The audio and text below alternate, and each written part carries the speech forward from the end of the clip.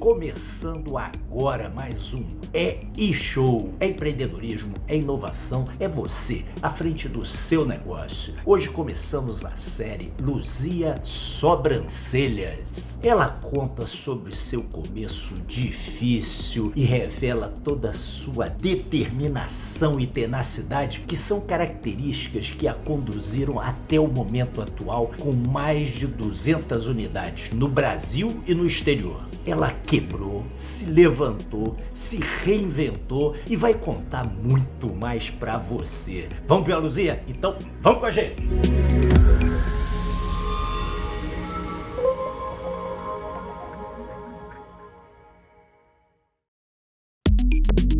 Estamos aqui com Luzia Costa, CEO e fundadora da Rede Sobrancelhas. Muito bem, Luzia, eu queria que você contasse pra gente a sua trajetória desde criança. Como é que começou? A Luzia, como criança, já demonstrava sinais dessa empreendedora? Já, Flávia. A Luzia já gostava de brincar vendendo. As minhas brincadeiras eram sempre assim: pegava pedrinha, brincava de vender pedrinhas, de vender feijãozinho, eram essas brincadeiras. De dar aula, eu ensinava, mas não de dar aula querendo ser professora, mas de querer ensinar as pessoas a fazer de uma forma diferente. Meu pai, ele sempre trabalhou na roça, né? A gente tinha fazenda, vivia assim na roça, e ele criou a gente com negócios. Então vendia leite, vendia banana, vendia gado, e vinha sempre fazendo negócio. Então a imagem que eu tenho, e a gente acordava de manhã e perguntava pra mamãe, né? Cadê o papai? Ah, seu pai tá negociando, seu pai tá negociando. Então meu pai, ele era um homem de negócios, ele é até hoje. Eu tenho certeza que eu herdei dele esse dom, porque eu sempre gostei muito, eu brincava, eu admirava, sempre admirei muito meu pai. Então eu via muito essa referência nele, apesar de toda a simplicidade, apesar de toda a vida difícil que ele levava, ele sempre teve muita sabedoria em lidar com tudo que ele aprendeu com meu avô, de cuidar, criou 9 filhos, né? Em casa somos 8 homens e só eu de mulher. Eu sou de Passa Quatro, Minas Gerais, mineirinha. E ali é uma cidade muito gostosa, uma cidade pequena. Com 12, 13 anos, eu já fazia unha, eu já fazia sobrancelha. E eu comecei a fazia das vizinhas, fazia das primas. Eu fazia a própria cera. Eu apanhava limão, eu cozinhava com açúcar, eu fazia um melado. Eu cortava saquinho de arroz e depilava minha prima, pra você ter uma ideia. Sem saber nada, sem curso nenhum. Eu sempre fui muito autodidata. Eu gostava de fazer isso. E conforme eu fui aprendendo, as vizinhas acabavam me pagando por aquele serviço. Então, com 13 anos, eu fazia unha e já ganhava um trocadinho ali. E ali eu fui crescendo. Casei, aí comecei a namorar, depois com 19 anos eu casei e mudei de Passa Quatro e vim pra Taubaté. Vim pra Taubaté direto. Meu esposo era militar, ele era soldado do quartel na época. E aí ele já morava aqui, já fazia 2 anos que ele estava no quartel, ele ia seguir carreira e eu casei e vim morar em Taubaté com ele. E ele era soldado do exército? Ou... Ele era soldado do exército, do Babés. E aí quando ele veio, começa a jornada, né, de um jovem casal que casa, vem morar. Pra mim, Taubaté era uma cidade muito grande, porque Passa Quatro tem 13 mil habitantes, então você imagina, né? Vim pra Taubaté, pra mim era uma cidade imensa, então tinha todos os desafios, eu nunca tinha saído. Eu nasci e morei na mesma casa até casar. E aí quando eu saí de lá, vim pra uma cidade, pra uma casa totalmente diferente do que eu tava de viver, de uma família grande, com os irmãos e tal, e começam os nossos desafios. Até então a gente tava indo bem, o trabalho dele, eu com 3 meses ali, eu engravidei, né, do meu primeiro filho, do Caio. Então eu curti a minha gravidez, a gente estava num tempo ali de desafios, conseguimos financiar uma casa pela Caixa Econômica Federal. Na época tinha umas vantagens lá pro militar, ia ter um financiamento do quartel, nós fizemos esses financiamentos e mudamos para essa casa. Quando eu mudei para essa casa, meu filho já tinha nascido e ali ele já estava ali por volta de 1 aninho quando nós mudamos para essa casa. Só que era uma casa, eles entregaram a casa não tinha muro, a casa não tinha nada. Entramos, moramos na casa e aí falamos, vamos ter que morar, né? Eu ficava muito sozinho, o Renato viajava muito em missão na época, eu com o Caio. E nisso a gente comprou material para fazer essa casa. Meu irmão veio com os amigos dele, construíram o muro para mim da casa, nós colocamos no portão, porque eu nem paguei mão de obra. Mas interessante assim que a gente comprou o material e eu financiei o material. Eu já tinha a parcela da casa. E o meu marido ganhava muito pouco como soldado. Essa parcela da casa, mais a parcela do material de construção do muro, foi suficiente para nos endividar. E a gente ficou assim estreitamente sem receita. O salário do Renato, ele recebia, fazia a compra e pagava a prestação, não tinha mais dinheiro para nada. O Caio foi crescendo, já estava ali com seus 2 aninhos e pouco, isso foi se perdurando, a situação foi ficando crítica, e daí já tinha filho, tinha fralda, enfim, tinha outras despesas, né, que vinha de um casal, e a situação começou a ficar super apertada, super apertada. E aí eu lembro que eu ia na igreja com o Caio pequenininho, eu ia na igreja com ele, e no final do culto sempre tinha lá um pipoqueiro que vendia pipoca. Aí ia, comprava pipoca para ele ir embora. Chegou uma época do mês que já não tinha mais dinheiro para comprar pipoca. E aí eu falo que ali eu já comecei a empreender, porque ali eu falei, caramba, eu não tenho dinheiro para comprar pipoca, eu preciso fazer alguma coisa diferente. Então eu peguei aquele R$1, que na época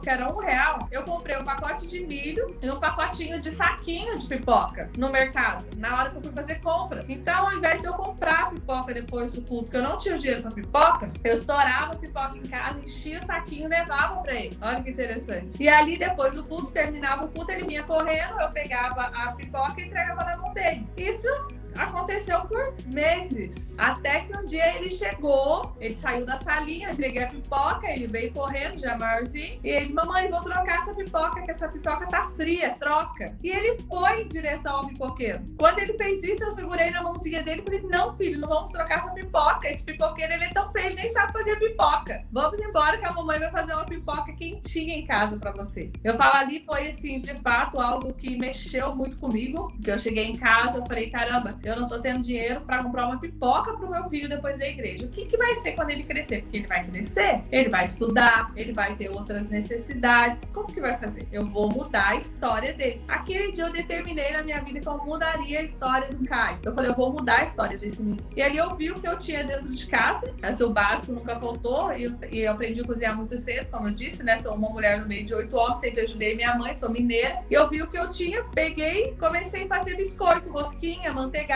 Fiz os biscoitos, peguei na mãozinha do Caio, falei assim, olha, filho, vamos passear e a mamãe vai vender biscoito pra gente arrumar dinheiro pra comprar pipoca quentinha depois da igreja. Também eu não deixei que um filho de 2 anos e pouco me impedisse de trabalhar nem de empreender. Hoje as pessoas, elas usam os filhos como desculpa. Usa morar longe, eu não tinha família perto, minha família era toda de Minas, eu não tinha ninguém em Taubaté. Então eu não tinha outra opção, a não ser empreender com um filho pequeno. Se eu quisesse, de fato, mudar a história da minha família. Meu marido ganhava super pouco e eu sabia disso quando eu casei. Mas tinha muita determinação. Tinha muita determinação, muito. E como eu disse, eu sabia quanto ele ganhava. E por mais que ele chegasse na maior patente hoje do quartel, se ele viesse a ser ali o general, jamais a gente chegaria ali próximo do padrão de vida que a gente tem hoje. E comecei a vender biscoito. Fui vendendo biscoito de casa em casa, de porta em porta. Todas as tardes eu fazia uma forma de biscoito, pegava o Caio, saía, pegava um cabo de vassoura e punha uma cabecinha de cavalo, ele colocava no mão da perninha e ia passeando de cavalinho, brincando. Tinha um tempo com meu filho e aproveitava para vender aqueles biscoitos. E ali dos biscoitos eu comprei um carrinho de lanche, coloquei um carrinho de lanche na porta de casa, então eu vendia biscoito à tarde e fazia hambúrguer à noite.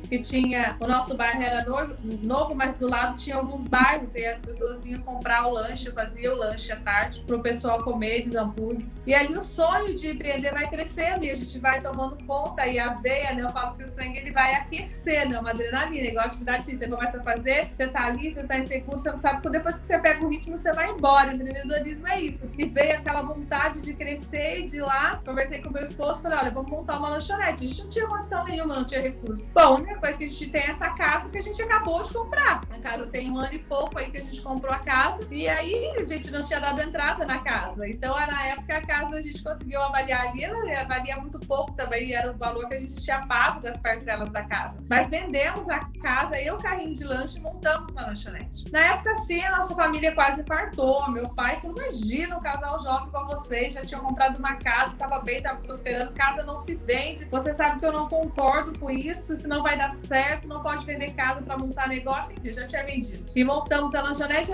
deu muito certo, né? Ela dependia muito de mim. Então eu acordava todos os dias 5 horas da manhã. Eu ia pra lanchonete, levava o Caio dormia embaixo de uma pia, então eu forrava ali com um colchãozinho, ele dormia, porque eu vendia passagem também, bilhetes de passagem. Aí ele trabalhava o dia todo, ia pra casa, fazia os bolos, fazia os salgados, levava pra vender. Isso foi uma longa jornada. Você vendia passagem também na lanchonete? Também na lanchonete. Era um ponto de venda de passagem. Também era um ponto de venda de passagem dos ônibus, né, que iam da região. E ali a gente continua querendo crescer. Poxa, a lanchonete tá dando tão certo, vamos ampliar, vamos montar algo maior. E surgiu uma oportunidade, tinha uma pizzaria vendendo, era uma pizzaria super bacana que tinha na região. E bom, vamos vender a lanchonete, vamos investir, comprar essa pizzaria. E ali, aquela ousadia, a gente vendeu a lanchonete e investimos na pizzaria. E eu falo que a pizzaria foi um grande desafio, porque ao contrário do que as pessoas pensam que a gente quebra quando a gente não tem movimento, quando algo não dá certo, isso não é verdade. Porque quando você não tem movimento, você não consegue vender, você fecha as portas. Mas quebrar, de fato, quando você tem movimento. E a gente tinha movimento, a gente tinha som ao vivo, a gente tinha um delivery forte, uma entrega forte. E quando eu me vi, eu tava tão perdida no meio de uma gestão toda errada que eu tava fazendo, eu não soube fazer a gestão daquilo. Eu não me preparei, eu busquei por um crescimento, mas eu não me preparei profissionalmente para esse crescimento. Porque até então, todos os outros negócios, eles dependiam somente de mim, de uma única pessoa, da minha mão de obra. Eu sabia fazer, eu dominava aquilo, eu fazia dar certo. Quando eu entrei num negócio maior, que a pizzaria também, a lanchonete dependia de mim, de mais uma menina só, quando eu entrei na pizzaria, era pizzaiolo, era uma equipe de garçom, era motoboy, era, enfim, era compra, era toda uma gestão, era todo um fluxo, né, de caixa, era todo um departamento financeiro de gestão que não era a minha área. Já exigia um certo grau de gestão do negócio, né? Que você ainda não tinha, né?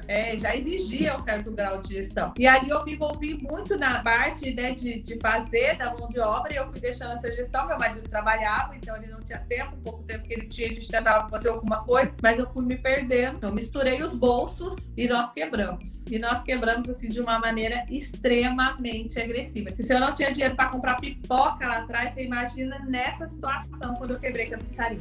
Você falou, misturei os bolsos, né? Isso aqui é muito legal para dar uma dica para quem está começando, que está começando o seu próprio negócio. Quando você fala misturar os bolsos, é misturar a empresa, o caixa da empresa com o seu próprio dinheiro, é isso? Exatamente. Então, hoje entrou 3 mil reais no meu caixa. Nossa, eu tenho 3 mil reais. Eu vou fazer compra, eu vou usar o dinheiro, porque eu preciso comprar alguma coisa pro meu filho, eu posso trocar de carro, eu posso pagar isso porque eu tenho 3 mil reais no caixa. Não tem. Na verdade, esse dinheiro é da empresa, né? Você precisa entender que você é um funcionário da sua empresa. Você é o seu patrão, mas você trabalha para você. Se você não trabalhar, você não vai se pagar. A sua empresa não vai conseguir se pagar, ela não vai sobreviver. Então, o maior erro das pessoas é achar, eu vou empreender porque eu não vou ter patrão, vou ter uma independência financeira, não vou precisar dar satisfação para ninguém. E aí vem o resultado de tudo isso. Quebramos agressivamente. Fui morar numa casa de pau a pique na beira de um rio, cedida pelo caseiro. Era uma fazenda entre Passa Quatro e Cruzeiro, que já não dava mais para morar em Taubaté, onde a casa era tão ruim que o caseiro não queria morar nessa casa. Ele cedeu a casa, ele alugou muito baratinho, ele dava 2 litros de leite ainda por dia e ele morava numa outra casa na cidade com uma moça, porque ele não queria morar ali. Ele ia de manhã, ele tirava o leite, ele fazia o que ele tinha que fazer e voltava embora.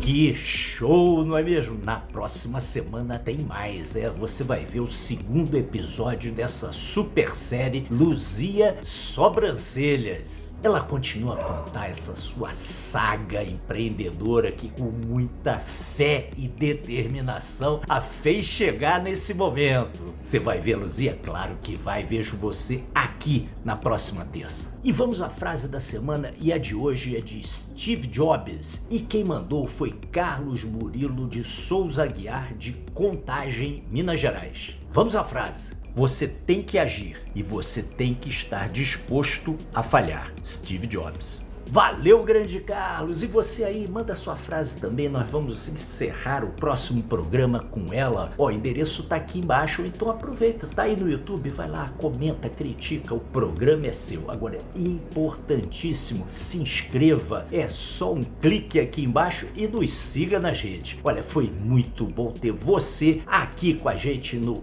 E-Show, o seu canal do empreendedorismo e inovação. Até a próxima terça aí. Forte abraço!